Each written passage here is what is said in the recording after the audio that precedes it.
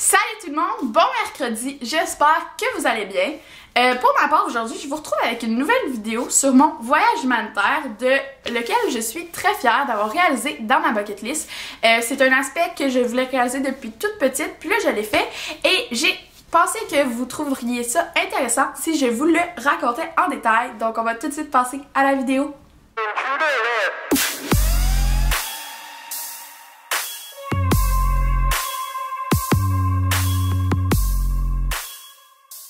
Donc, premièrement, moi, mon voyage humanitaire, je l'ai fait avec Marée-Monde, qui est une organisation que mon école avait choisie. Donc, ce n'est pas moi qui ai choisi l'organisation avec laquelle j'y ai été. On était un groupe de 12 personnes et on a été au Nicaragua. Quand on était dans nos familles, on était tout seul dans nos familles et on n'était pas avec nos camarades de classe, en fond. On était chacun assigné à une famille là-bas au Nicaragua. Aussi, j'ai vécu toute la semaine, dans le fond, 24 heures sur 24 avec la famille dans la communauté. Donc, je n'ai pas visité rien. Seulement à la fin des 2 semaines, on a été visiter un volcan qui est maintenant rendu comme une espèce de lac. Donc, c'est un volcan qui, dans le fond, on appelle ça une lagune, qui est rendu, c'est ça, un lac, mais avant que c'était un volcan. Puis, c'est la seule chose qu'on a fait de touristique, si on veut, au Nicaragua, pardon. Donc, il est certain que je n'ai pas vu les beautés du pays puis tout ça, et j'ai vraiment plus vécu dans le village avec le moyen de vivre de la communauté. Donc, je lavais mon linge par moi-même à la main, j'allais travailler à chaque jour, je faisais la bouffe avec eux autres, donc j'ai vraiment vécu exactement dedans pendant 2 semaines et je vais vous en parler un peu plus tard, mais tu peux penser que c'est vraiment formidable, tu sais, t'as des nouveaux amis puis tout ça, mais c'est très difficile mentalement parce que on est pourri gâté au Québec. Vous ne savez même pas à quel point, pour vrai. Et faire un voyage comme ça, pour le réaliser, je crois que c'est important de faire ça une fois dans sa vie. Donc, c'est un peu ça pour mon voyage humanitaire. Je suis partie avec des élèves de ma classe. Dans le fond, moi, j'avais appris l'espagnol depuis 3-4 ans avant d'y aller.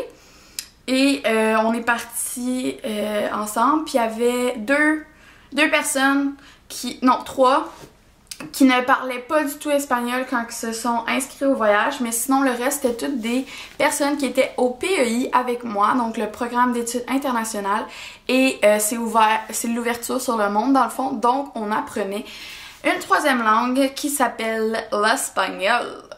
Donc voilà. Moi dans le fond, dans ma famille, j'avais une mère. Donc, je l'appelais maman, puis j'avais un père, mais le père, je le voyais pas beaucoup parce que il y a juste un jour de congé, c'est le dimanche. Il était pas tant religieux, pourtant, là, moi, j'avais une famille qui était catholique, non pratiquante, qui allait pas vraiment à la messe. J'avais un grand frère de 19 ans, puis c'était vraiment bizarre parce que je l'aidais avec ses maths parce qu'il venait juste d'apprendre comment faire de l'algèbre. Tu sais, moi j'ai appris ça en secondaire, il me semble qu'on apprend ça en secondaire 2. Puis là, je suis rendue en secondaire 5, puis là, j'y apprenais comment comme regrouper les termes semblables, puis tout ça. Fait que c'était assez spécial de montrer ça à un jeune homme, parfois parce que c'est vraiment un adulte de 19 ans. Ensuite, il y avait une fille qui était de mon âge. Puis cette fille-là, c'est vraiment avec elle que je me suis le plus tenue. Qui me comprenait un peu, ben pas vraiment, mais elle allait à l'école seulement 2 jours semaine, je pense. Puis c'était juste le matin. Donc, basically, elle était comme tout le temps là. Puis c'était elle qui s'occupait de la maison avec sa mère. Donc dans le fond, c'était elle qui faisait les repas, puis qui préparait sa soeur, qui lui peignait les cheveux pour qu'elle aille à l'école. Parce que aussi, il y avait une autre petite fille qui avait 5 ans. 5-6 ans. En tout cas, elle allait à la garderie, mais c'était comme une école. Là. Il apprenait à compter, comme notre maternelle à nous. Puis, cette petite fille-là était pas à ma maman, elle était à sa fille. Sa fille, elle a eu à 14 ans, je pense. Puis, ils vivaient comme sur le même terrain que nous, sauf que genre, mettons, il mangeait avec nous pis tout, sauf que il dormait comme dans une espèce de garage, là. Mettons, c'est comme si, genre, je sais pas comment dire, là, toi t'as un enfant, pis ben là, ta mère, elle t'en va comme coucher avec ton chum dans le garage, après, genre, avec ton enfant, sauf que elle te permet encore de souper, dîner et déjeuner avec... mais dans le fond, c'était basically tout le temps la grand-mère qui s'occupait de la petite fille. J'ai pas trop compris où est-ce qu'étaient les autres. Bon, faut comprendre que la communication là-bas était quand même, tu sais, on va se le dire, là, genre, je parlais espagnol, là, mais j'étais loin d'être trilingue, ok? Puis, ben, en arrivant là-bas, parce que j'ai tellement appris l'espagnol en étant dans le bain, là, genre, juste comme, wow, c'était vraiment incroyable comment j'ai pu apprendre aussi vite, en aussi peu de temps, puis juste en parlant avec les autres, mais je peux pas vous cacher qu'au début, j'avais de la misère à comprendre, là, tu sais. Puis, j'étais arrivée là-bas, et puis, la maison... je vais vous montrer des photos. Dans le fond, ça c'était mon lit. Puis, dans le fond, moi j'avais mon lit à moi tout seul. Puis, juste dans comme le drap, moi il y avait un drap qui séparait comme ma chambre de la chambre des parents. Puis là, dans la chambre des parents, il y avait les deux parents, ma soeur de mon âge, puis le gars. Puis ils dormaient comme toutes dans le même espace que moi je dormais genre toute seule, mettons. Puis c'était vraiment, vraiment petit, là. Puis il n'y a pas aucun mur. Puis il y avait une petite télé, vraiment petite, là, comme les premières télés qu'ils ont eu, là, genre, c'était vraiment, vraiment petit. Et il y avait un berceau dans lequel la petite fille, elle faisait ses sommes pendant l'après-midi. Donc ça, c'était pour ma maison. Ma maison était en terre. Il n'y avait pas de plancher. Certains de mes amis avaient des planchers, mais moi, c'était pas mon cas. Puis, dans le fond, la nuit, nous, on avait 2 chiens. Il y en avait un qui c'était plus un chien de compagnie, mais c'était vraiment mal vu de le flatter. Puis le deuxième, c'était un chien de garde. Donc, dans le fond, qu'est-ce qu'il faisait? C'est qu'il l'affamait pendant 2-3 jours. Puis, c'était comme leur système d'alarme, dans le fond. Fait que là, ils l'attachaient proche de la porte d'entrée la nuit parce que il n'y avait pas de porte en tant que telle. Ben, il y avait des portes, mais tu sais, comme c'était juste un bâton qui retenait, donc... puis les fenêtres, c'était comme des fenêtres comme... Je sais pas comment dire, là, il n'y avait pas de vitres. Donc, le système d'alarme était le chien, et je vous le dis... Comme, aussitôt que tu t'approchais de ce chien-là, je vais vous mettre une photo, je pense que c'était un pitbull, puis moi là, j'adore les chiens, ok? Fait que j'ai vraiment essayé là, de l'apprivoiser puis tout là, mais c'était impossible, là. Comme ce chien-là avait été entraîné à comme tuer tout ce qui bouge, sauf sa famille, ok? Genre littéralement. Puis même la petite fille... Je pense que, genre, là, le chien commençait à s'habituer à elle, mais la mère, elle disait comme, va pas jouer proche du chien, pis tout ça, parce qu'il était tellement dangereux. Et la première nuit, j'ai voulu aller aux toilettes. La toilette était à environ 20 mètres, peut-être, de la maison. Puis c'était une bécosse, là, ça ressemblait à ça. Dans le fond, tu sais, tu fais la chaise, là, puis comme, t'as des poules qui passent en avant de toi, parce que c'était comme juste une affaire, mais il y avait pas de porte, là. Puis c'est ça, c'était comme à côté de la cuisine. Et là, je veux me lever la nuit pour aller aux toilettes la première nuit. Mais tu sais, moi dans ma tête, là, j'ai pas besoin de personne pour aller aux toilettes, là. Puis je savais pas, moi, qu'il y avait un fucking chien qui allait être là pour me manger. Fait que là, je sors. Hey, j'ai fait le saut, là! Oh my god! Ok, le chien est arrivé. Je te dis, ok, là, ça, c'était comme mon mollet, là. Pis ça, là, c'était sa gueule, ok? Parce que on appelle pas ça une bouche, là. Ça, c'était sa gueule. Fait que là, je te dis, je sentais l'air, pis là, il faisait ça de même. J'ai tellement eu peur! Oh my god! Ok? Genre, j'avais les larmes aux yeux, je n'ai jamais... Puis moi, là, les chiens, là, genre, j'adore ça, là. Mais j'ai tellement eu peur de ce chien-là, là, ça l'avait pas de sens, là, je pleurais, puis là, j'étais genre, oh my god, là, je vais réveiller le gars de genre 18 ans, 18, 19 ans. Là, il est comme, genre, que passe ça? Fait que là, je suis genre, ton chien, genre, puis là, comme j'étais tellement paniquée, au début, je parlais en français. Fait que là, il comprend un peu, puis là, genre, il a fallu que à chaque fois que je voulais aller aux toilettes, je réveille le gars pour qu'il, genre, m'aide à aller aux toilettes, comme, qu'il calme le chien pour que je passe, là. Tu sais, on s'entend-tu que c'est comme pas normal, ok? Puis ça, en parlant des chiens, ça a été vraiment, vraiment difficile. Les animaux là-bas, les chiens sont maigres. Tu vois beaucoup, beaucoup de chiens errants. Puis parce que les chiens, ils servent pas à grand chose là-bas dans le fond. Parce qu'un animal, faut qu'il serve à de quoi, ok? Par exemple, les cochons, ils les élèvent puis ils les tuent. Une de mes amies, ok, elle s'est levée un matin puis elle a entendu le cochon crier. Puis là, après ça, elle a mangé un cochon le soir puis elle a compris. Moi, après ma cuisine, à un moment donné, il y avait un poulet qui était attaché, genre, après une corde, là. Comme, il était encore vivant, là, mais il volait, mais genre, il y avait sa corde, fait qu'il pouvait pas aller bien loin. Puis là, à un moment donné, j'ai eu du poulet dans mon assiette, fait que là, j'ai genre fait... Puis le poulet, il était disparu, comme le poulet attaché, fait que là, j'ai genre compris. Puis là, le lendemain, la mère, elle m'a demandé si je voulais essayer de casser le cou, puis elle l'a fait devant moi. Genre, moi, je voulais pas vraiment, là. Parce que j'étais juste genre, non, c'est correct, là, vous pouvez le faire, là. Puis là, des fois, l'heureuse, genre, que je le fasse, fait que là, elle le fait, là, genre, là, je suis comme, what the fuck, man? Comme, qu'est-ce que je fais là? Mais eux autres, pour eux, c'est ça, c'est normal, parce qu'ils, tu sais, ils ont pas l'argent pour, genre, acheter du poulet, comme, frais, fait de les autres, puis tout ça, là, comme, dans le fond, l'industrie, ben, c'est eux autres qui la run, là. Fait que, hey, c'était tellement malaisant, là, oh my god. Quand j'étais arrivée, la première journée, j'avais une poule qui était sur mon lit, ok? Genre, la madame était comme, bon, tu dors là. Puis au début, il me parlait pas tant, là, en tout cas.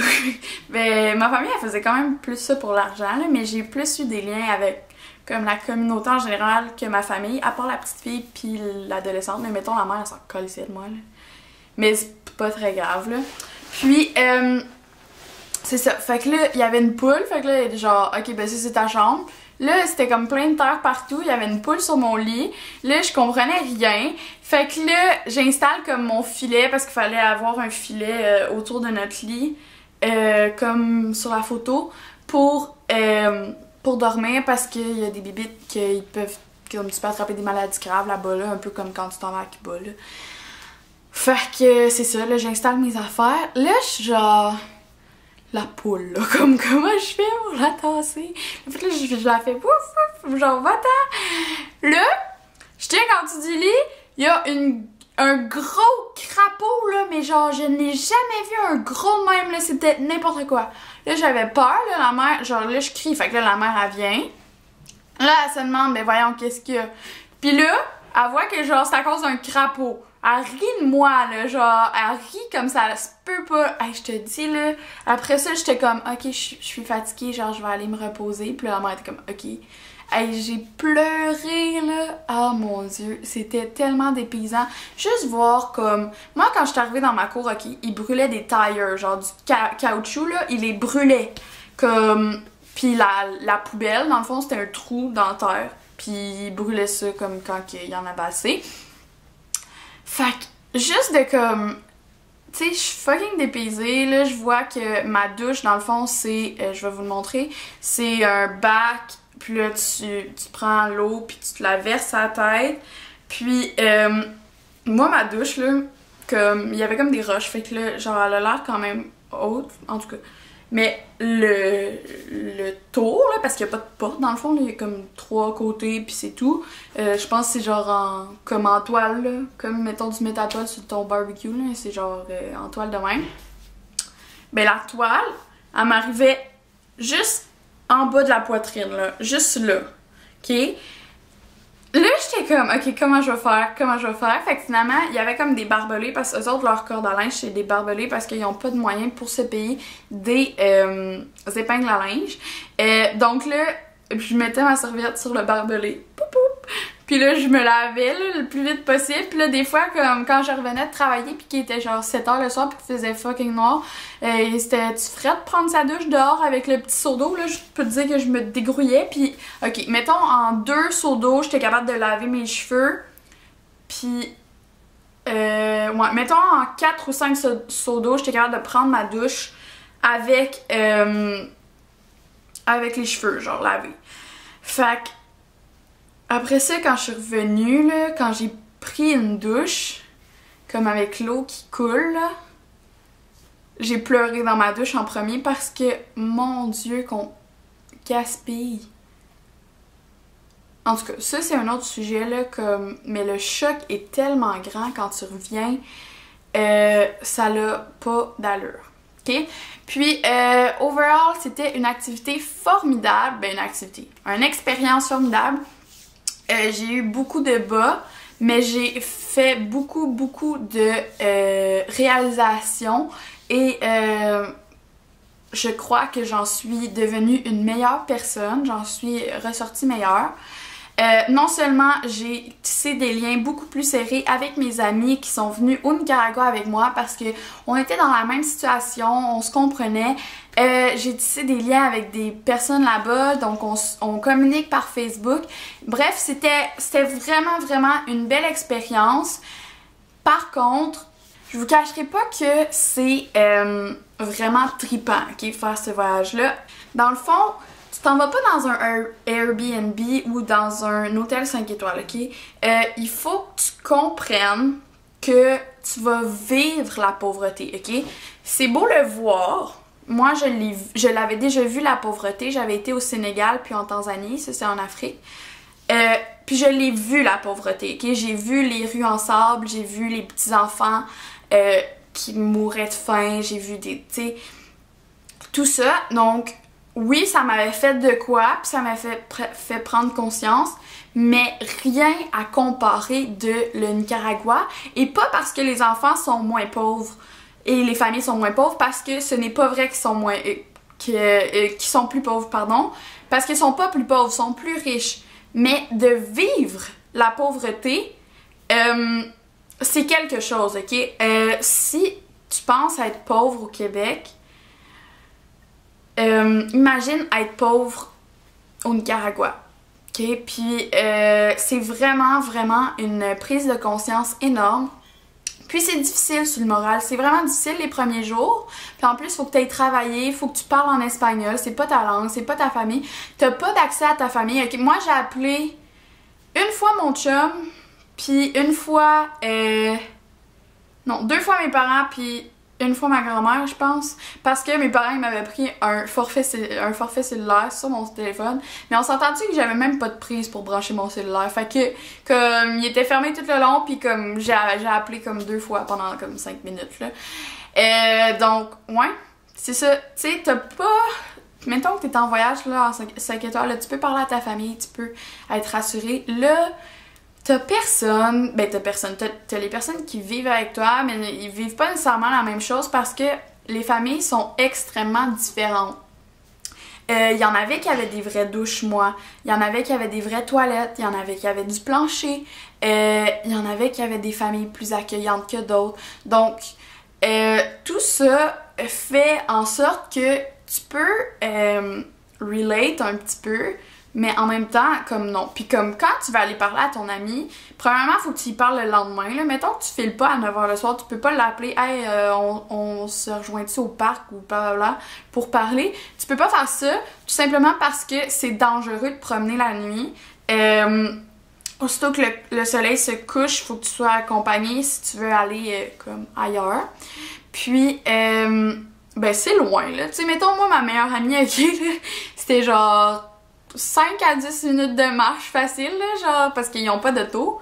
Le papa allait en ville en vélo, puis c'est ça, fait que bref, c'est pas, il faut que vous preniez conscience que ça sera pas le fun, ok, ça sera pas trippant, mais ça vous fait grandir à un point tel que ça en vaut tellement la peine.